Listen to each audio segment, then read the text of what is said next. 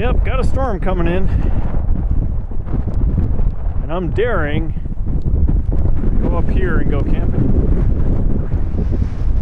with the Squatch Rocket, the Super Tenere 1200. So this is a 2022 model, and I got it used. And so far it's got several hundred miles of gravel on it. Oh, you lie, you say. Well, there's some dirt on that rim. Let's see if we get wet.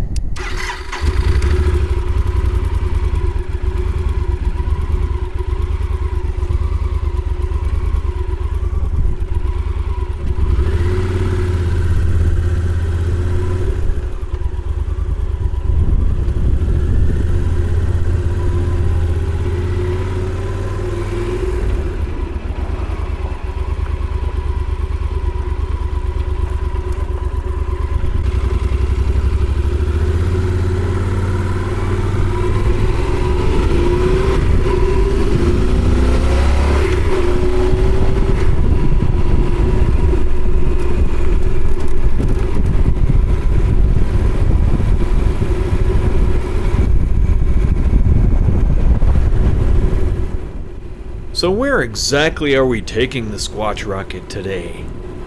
Well, you will be helping me look for Sasquatches in need of first aid in Cherokee Park, Colorado. It's like South Park, but north. Actually, it skirts the upper section of the Rockies in Colorado and used quite heavily by hunters and campers like me tonight, rain or no rain. Spoiler alert, we won't find Squatches that need first aid, but we will find humans that need it, so stay tuned. Also stay tuned to find out what you should know before buying a Super Tenere 1200 ES. There's an important piece of news packed in here somewhere. Hopefully, the folks I got the news from won't make me into a fool. That's a very short trip anyway. This has been the year of some bike drama for me. I'm not used to bike drama. I'm not used to drama. My life is generally pretty smooth. It's like I'm doing something wrong to deserve some drama. It's been a little stressful, and I need a trip away from both dealerships and people, at least for a night. There was drama with some work done on the Rocket 3, and some money, and now some drama with this bike, although it's resolved now. I bought it used and it came with new tires on the side. As I got closer to this overnighter, I realized the knobbies that were on it had cracks in the rear tire, so I had a dealership change them out to the new included knobby tires. Suddenly, the bike had a death wobble on my grooved interstate at any speed above 65 miles per hour.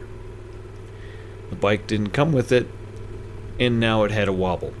It got scary, and the timing of Doodle's death wobble videos coincided with my own experience. The Teneré was completely stable before the new tires. So, I put 200 miles on the tires to break them in, most of it on the dirt roads around my house. This takes about 2 weeks. Nope, even well broken in, the death wobble was back, and I almost got into an unrecoverable wobble myself on the grooved interstate. So, what to do? Let's buy a brand new set of tires I absolutely trust, and have them installed at other dealerships. So I paid $200 plus for the installation of the first set, just to have them taken off and have the set of my choice put on for another $500 plus. The techs at the other dealerships both told me the previous tech never balanced the tires. There were no weights at all in the rear rim, and the same duct tape that I bought the bike with was on the front weights. So the weights had never been touched. The front tire was a completely different tire altogether than the previous one, so that should have at least had the weights changed.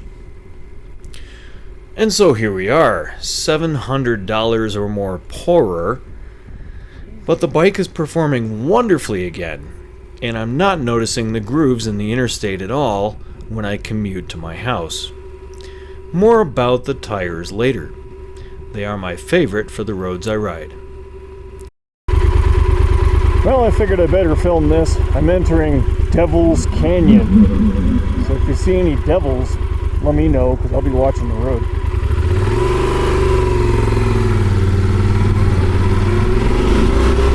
Whoa! Lost traction on the rear wheel. This camping trip really is minimal because there is a fire ban in place, and I'm not used to needing a fire anyway. I may miss having hot coffee in the morning, but I don't need very much in life, except for the balanced tires that I can trust, a tent, a well-rated sleeping bag, some snacks, and some water. The night is only supposed to fall to 40 degrees in this area, although thunderstorms are expected, as is 20-mile-per-hour winds. Well, easy peasy. I've camped in it all before. As long as it doesn't snow and hopefully won't be raining in the morning. I really don't enjoy taking down a tent in the rain. However, I've never been one to live in fear. I live in caution sometimes, but like today, let's just throw that to the wind.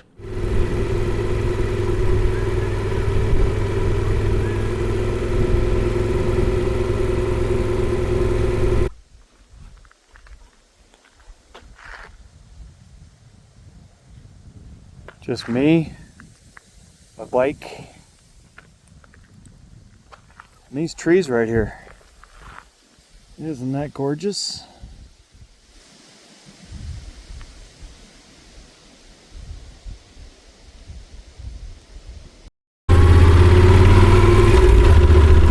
Come ride this with me. Oh look, a camping spot. There's two of mine camping there.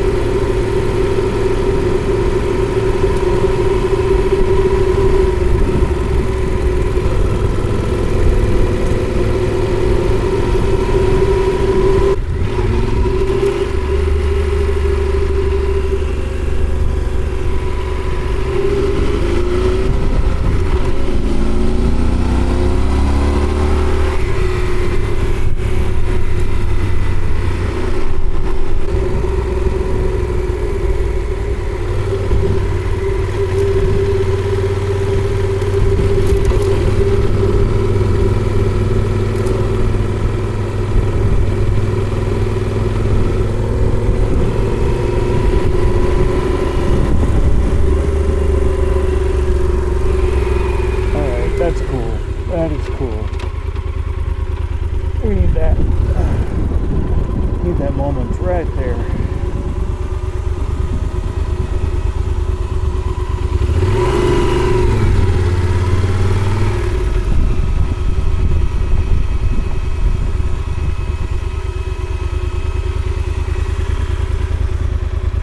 Look at that. Gonna need me some photos if I can get level.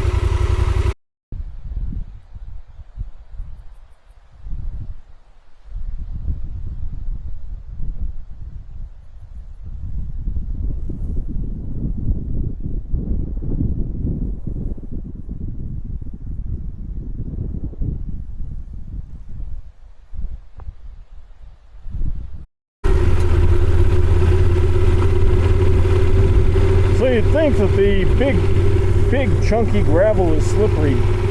Well, this is the slipperiest stuff I've hit so far in my journey. It's fish tank gravel basically, and it is slippery.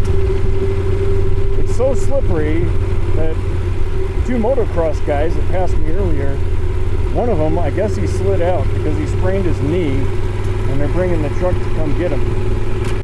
Okay then. So you got a KR650L, yeah, which explains why you guys were blowing past me, but also I could have been going faster, but sure. I'm looking for a camping spot. Yeah. So explain to the crowd here why you're relaxing and taking it easy, looking at the lazy cows on the horizon. Yes, yeah, perfect spot for it, but the Honda 650L, did me right. It just the front tire pressure a little too high. So make sure that if you're gonna be on slippery roads, that you lower your tire pressure and yeah. So you sprained your knee? You don't appear to be in too much pain. Not too much. Just gotta keep it still. But okay. also would be smart to have in your kit is to get a splint. That's all. Oh, yeah, I don't have any splints. No. I've got Band-Aids and Bactine. No, yeah, Band-Aids are good. Just if you do have a knee injury, it would be nice to be able to keep it still with a splint. So, in the future. Well, your buddy's coming to get the truck, right? Yes, sir. And then he's gonna, you'll find a way home. 100% taken care of. So. Good deal, good deal. All right, well. Until then, there's always the view. There is the view. There are worse places to be down. And folks, he's not wrong. I just rode on this little pea gravel. It looks like nothing, but it's just slippery enough to lose control at anything over like 40, because I was almost losing control. So I had to drop it down a gear. Okay, so I hung out with Calvin. I had some Bactine in my backpack, in my side case. And he got some Bactine and some, I keep wanting to say Aleve because that's the Advil. They're both a little messed up though, as you can see the wrist there. I can't point the camera at it, it's YouTube. Anyway, yeah, slippery road. Right after the cattle guard, it got pretty slippery. And now it's raining, but fortunately, I'm sorry, your friend's name again? Aaron. Fortunately, Aaron got all the way down to 287 and all the way back up with the truck. Sorry, campers. And we got it in there. And you're gonna go home and take an easy rest of the weekend, aren't you, Calvin? Absolutely. And he's got his walker. See? Yep. In a pinch, great idea. So many uses. Durability test on the 2024. Yeah, Yeah? Yeah, XL 650. How fast were you going? Or shall we not disclose that speed? The XL, okay, so my 650R was 70 miles an hour at the grade. So, and no need to air down the tires. Braking was not optimal. No, this stuff is, yeah, it might as well be wet fish aquarium. And the view is gravel. like hitting a ramp. Yeah. So Yep. you realized right away that if you miss that turn, you're gonna end up somewhere. Yeah, I was happy to see. I'm gonna get to it. I was happy to see that you didn't slide off the road. All right, I'm gonna leave you guys to your afternoon. Thank You got a busy Marshall. day. You're the best. Appreciate you. No worries. All right, Calvin and Aaron are taken care of. See you guys later. I'm getting a little bit of water on this fish aquarium gravel, so I'm gonna get myself out of here as well. Well, as Brigham Young said, was he the one? I don't know. This is the place.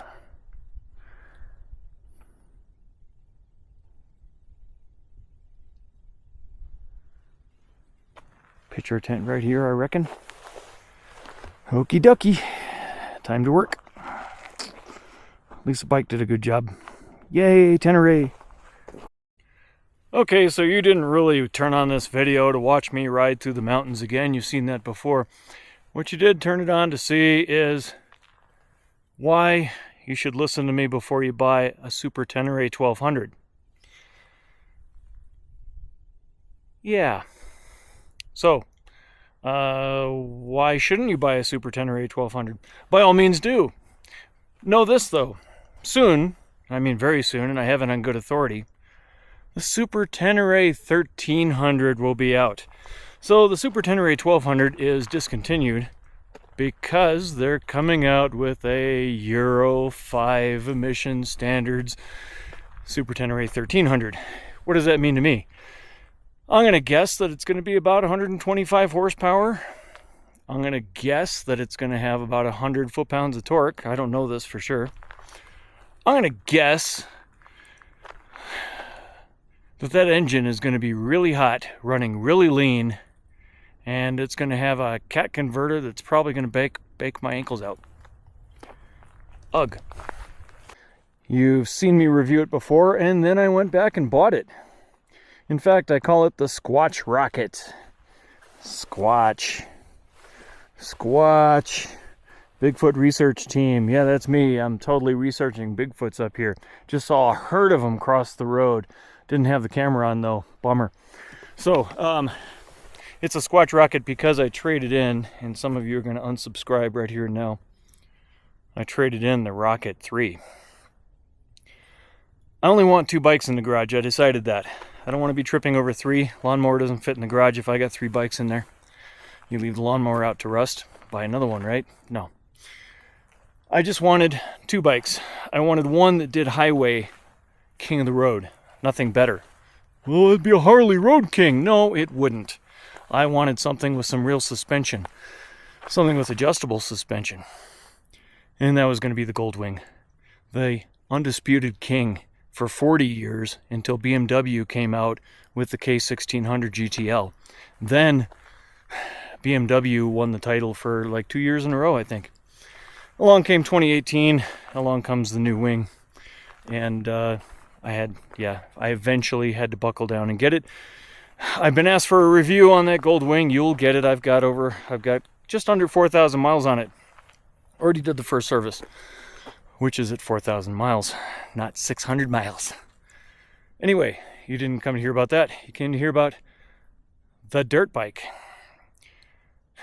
Why did I trade in the Rocket? Because I wouldn't normally take the Rocket here. I wouldn't have enough luggage for that.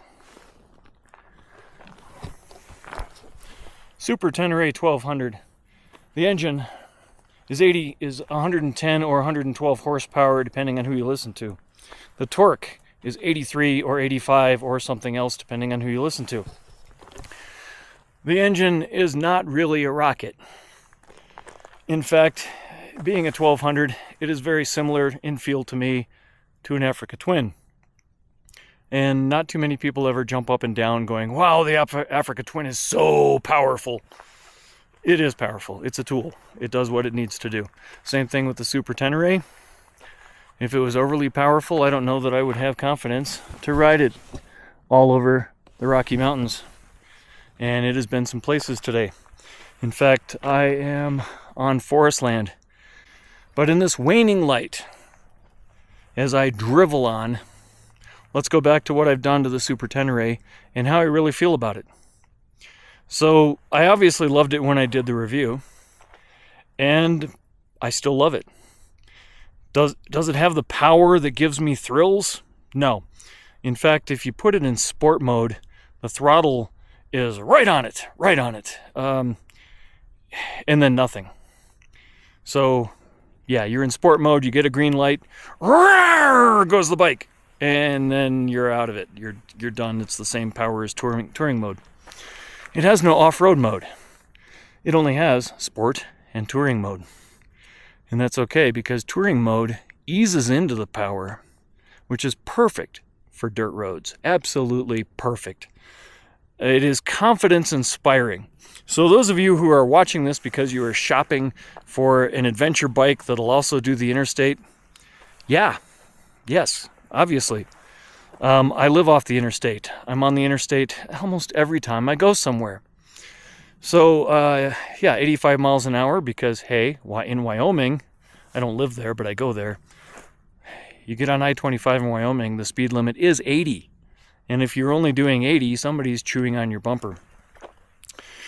The power, as I said, it is what it is, but it's very controllable in tour mode, and that's my point. So, sport mode, recently ran into some cops because we all ride the same bike. Not all of us, but I ran into 2 that were riding Super Teneres. And we took each other's notes. Like they were not aware that you could defeat the ABS if you had a switch to the fuse. I haven't done that yet, but I have the parts on the way. Not like I need it. It handles all these gravel roads in the Rockies, the fire roads, the forest roads, just fine.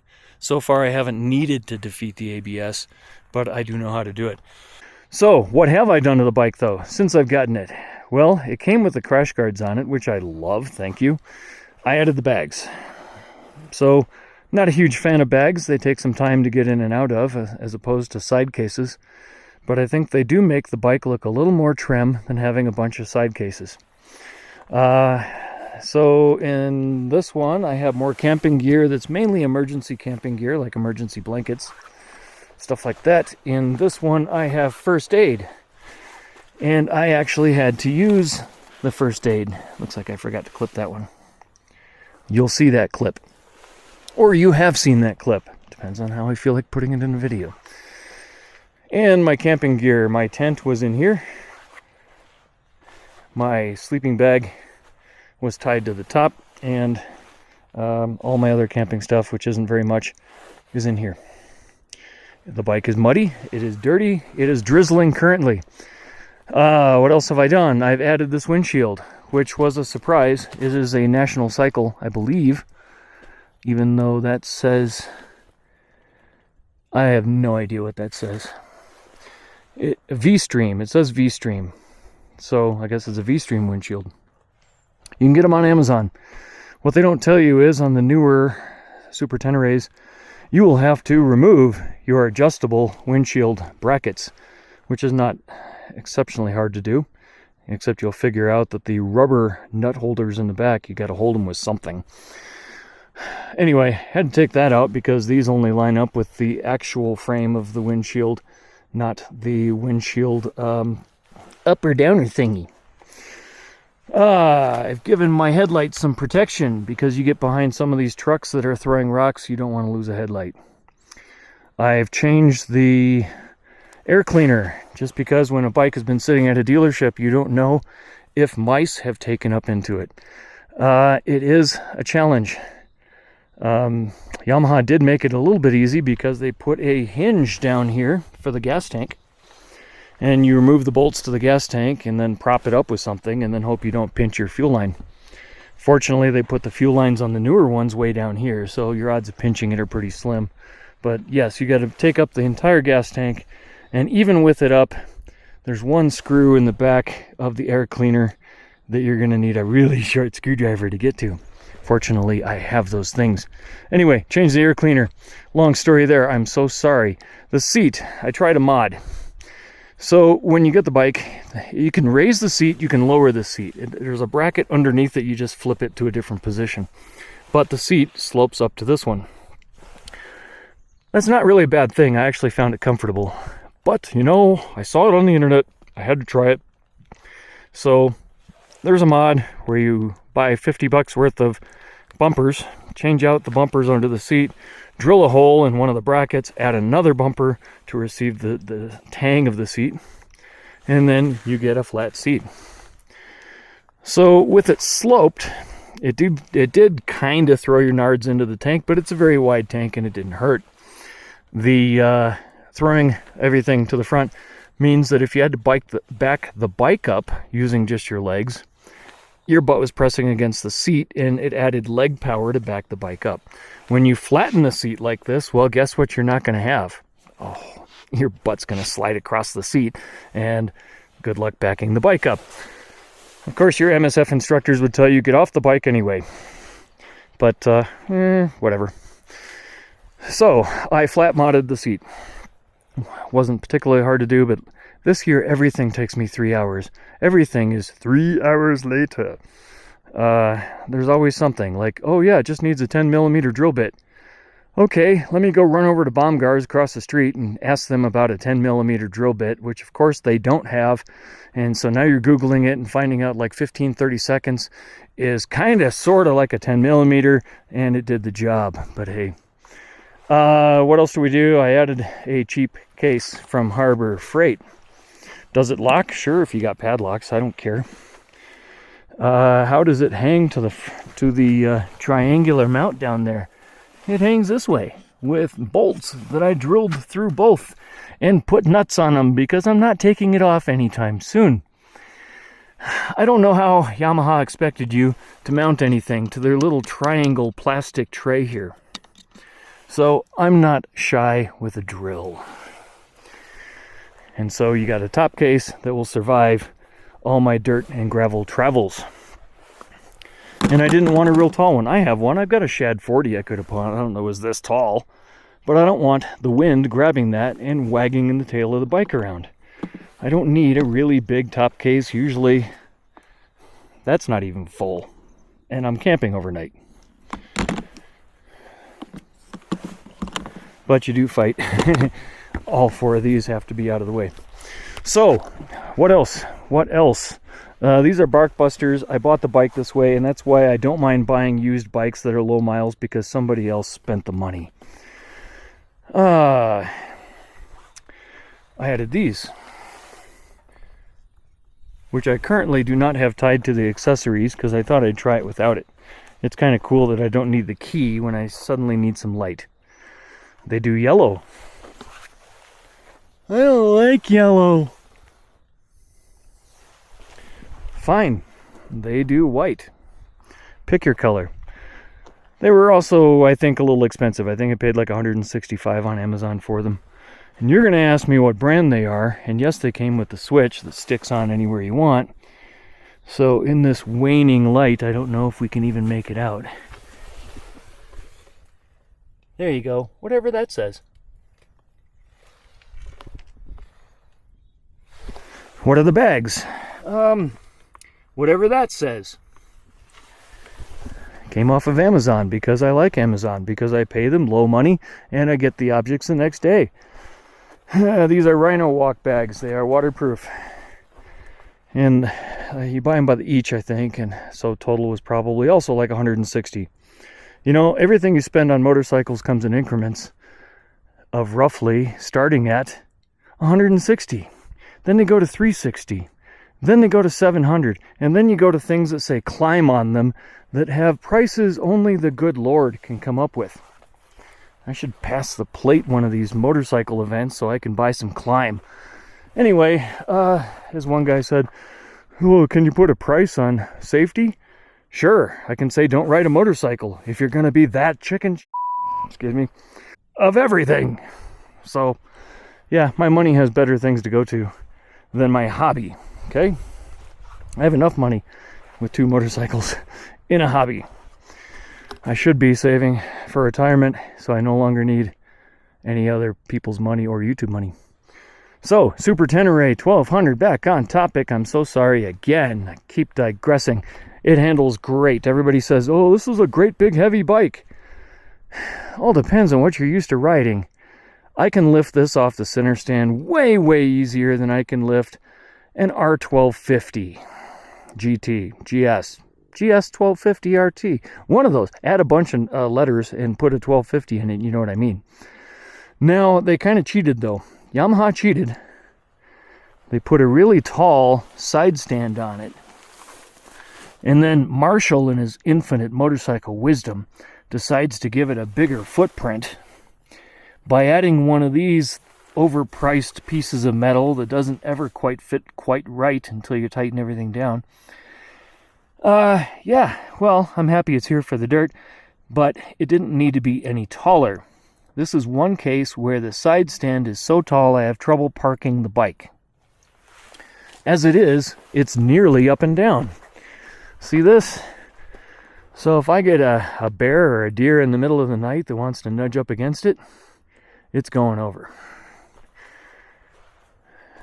Anyway, back to the windshield. Yes, it took a little while to install as well, but nothing you can't do with a Phillips screwdriver and some thought. And in the lower position, which meant me removing the whole bottom cowl, which is only held in by 3 screws, by the way. But now I have no really cool looking cowl down there because I had to move it because Yamaha didn't leave these bracket holes exposed. So you either cut your cowl, which looks stupid, or just remove it because this has a fairly good seal anyway, right down there. They did a really good job of making this windshield. It works great on the freeway. And for a guy who's 5'10", in the lower position, it's absolutely perfect because you want this right up against your nose, under your nose line, and that's where it is. If you're 6 foot, put it in the original position. You don't have to remove the cowl, and it'll be perfect for you. So, how is it to ride? I've already discussed power. You got a 6-gallon gas tank. You've got kind of a thirsty engine because it is kind of an older design. Super Tenere has been around for quite some time. The 6 gallons, I haven't tested it. It's likely to get me 220 miles. The math says more closer to 240, but I kind of doubt it, especially with the way I treat a throttle. Cruise control. It works great. Cruise control is easy. You don't need to go into any weird menus. You press the button to enable it, and then use your set rockers. The heated grips, though, they are in the menu. You do have to activate your menu button and then move it over to grips and then select which grips you want here. Hot, cold, whatever. They're, like most things Japanese, vastly programmable into different heat structures in the settings, but it is what it is. So it's right there. Yeah, big, nice levers you can get to with your gloves. I know, people that have the Wonder Wheel love the Wonder Wheel. I like to go even simpler because I'm a simple dude. What else do we have?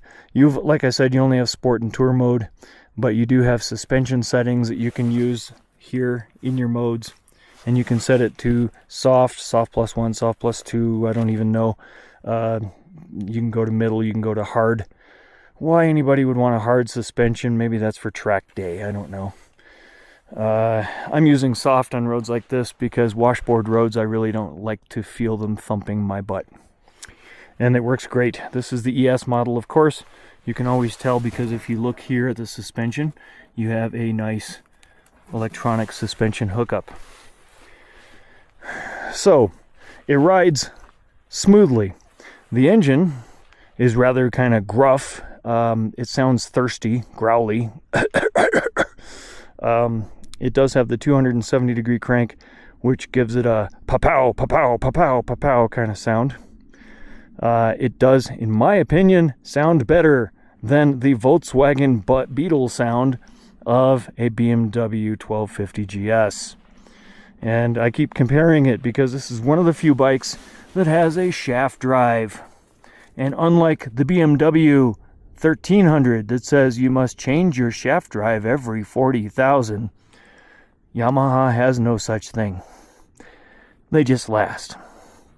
I don't know how come German engineering can't make a shaft drive that lasts for more than 40,000 miles, but I know some people with the 1250 will say mine did. Maybe they did. But the 1300 says replace it every 40, and you're like, what? Really? What's the point of a shaft drive if you got to replace it almost as often as you do your sprockets on a chain drive? The brakes. The brakes are not Brembo, but they are awesome. In fact, I was grabbing a little bit too much of it today. They're Yamaha's brand probably, but they're 4-piston in the front, and I'm going to guess a piston on each side and the back. Let's see. I don't even know. Looks like a single piston in the rear. Brembos will stop you on a dime. These, not so much. Then again, these don't leak like Brembos do as far as sucking in air and needing to be flushed, as my experience has been. So Super Tenere, you also get the side stand. And isn't it kind of funny? It's kind of funny. The bikes with shaft drives give you a side stand. Bikes that need constant chain maintenance don't. And you end up having to pay extra for it. So I appreciate it. So, yeah, Super Tenere. Thumbs up in the waning light here. I'm going to go back to camping, eating some granola. It's going to be dark here in minutes. Fortunately, this camera does really well in low light. And we're looking for squatches. I do have night vision camera in the bike too. I don't see any squatches. Hopefully that herd of squatches I saw earlier will come back and I can get it for you. Maybe I can interest them in a granola bar or 8. So, Yamaha Super Tenere. Will I buy the 1300 as soon as it comes out? No, I gotta really be in love. There aren't enough things with this that are disappointing to me. There just isn't. It's an all-around great bike. It's a sleeper bike. If you see a used one for $9K, buy it, because they're going up to $12K or $14. But don't pay $14, because if you see one for $14, it better be damn well new. The shifting on it is old school, meaning it shifts very easily up, but when downshifting, it's crunchy, in a word. Crunchy. Especially getting it down into second and first, it feels crunchy. It does have a quick shifter of sorts. And I really do mean of sorts. Maybe it was not even intended to be a quick shifter. However, if you are at the right RPMs, you can quick shift it without using the clutch lever. I've done it, especially in the higher gears. It's a little easier to do. Am I going to rely on it? No, I'm not going to rely on it as a quick shifter. Fortunately, this is, as I said, an older design bike. The new 1300 will probably be liquid smooth, because I've recently ridden the XSR 900, and the quick shifter on that was fantastic. It's like, give me that bike, I don't even need a clutch lever. So, what else to tell you about it? This is me at 1,000 miles. I'll probably do another video at 5,000 miles, or whenever I have an issue, like a mechanical issue. It's Yamaha. Why would there be a mechanical issue? It's probably going to be an electrical issue because Marshall screws something up. But yeah, I was in love with the bike enough to trade in a Rocket 3. Honestly, the Rocket 3 was great.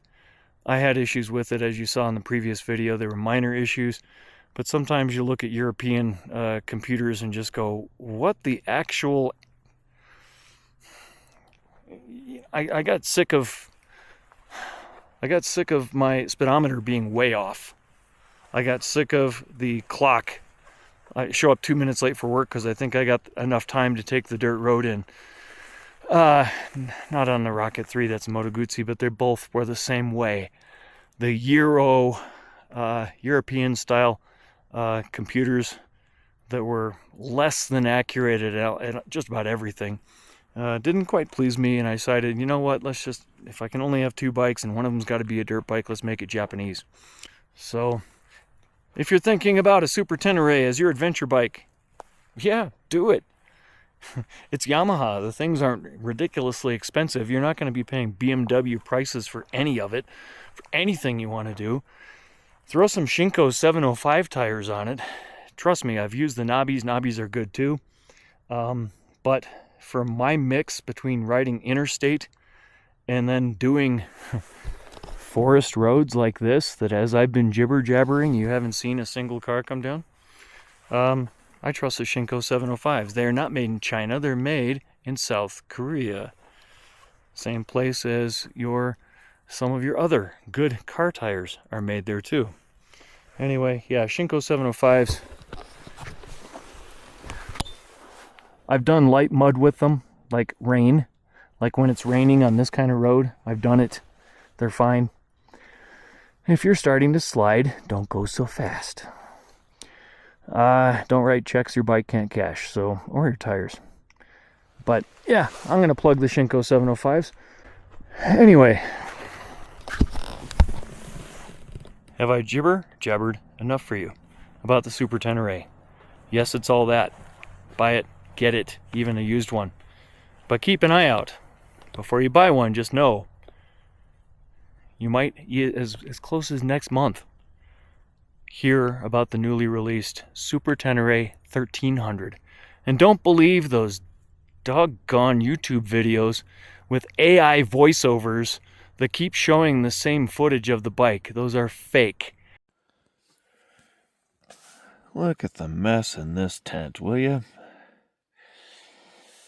Now, the cool thing about this tent is that I survived a night in the Rocky Mountains, as I've done many times, and none of this costs more than $100 a piece. I didn't go to REI and buy a $500 tent. I don't have a $100 sleeping bag. Yeah. All of this came from this generation's version of Acme. In fact, I wonder if Amazon sells anvils, rockets, things that Wile E. Coyote could use. Don't know, but everything in here, except for that helmet, came from Amazon. And for under $100, going to prove you don't need $1 million tent from Jack's or a $500,000 sleeping bag to keep warm. This sleeping bag did just fine. See if I can get you a brand name. There you go. There's the brand name for my sleeping bag. And I can tell you I did not spend $100 on it. And it worked great. Well, let's get a move on. I gotta knock all the water droplets off the rainfly. Hope that it dries by the time I tear it down.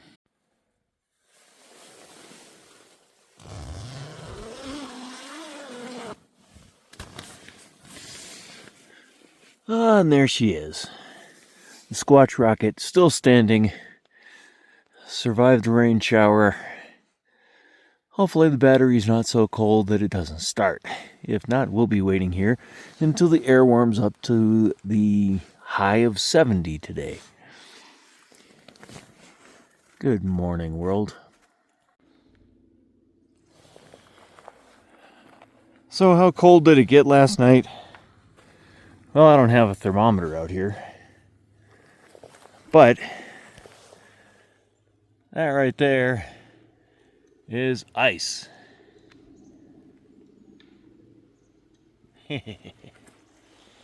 Ice. Yes. But it's beautiful. And sure, you can get to this location by car, as dozens have in this very night. But why get to it by car when you have something more fun to take? Anyway, have a beautiful morning. Yeah, I got a video to edit, so thanks for watching Riding with Marshall.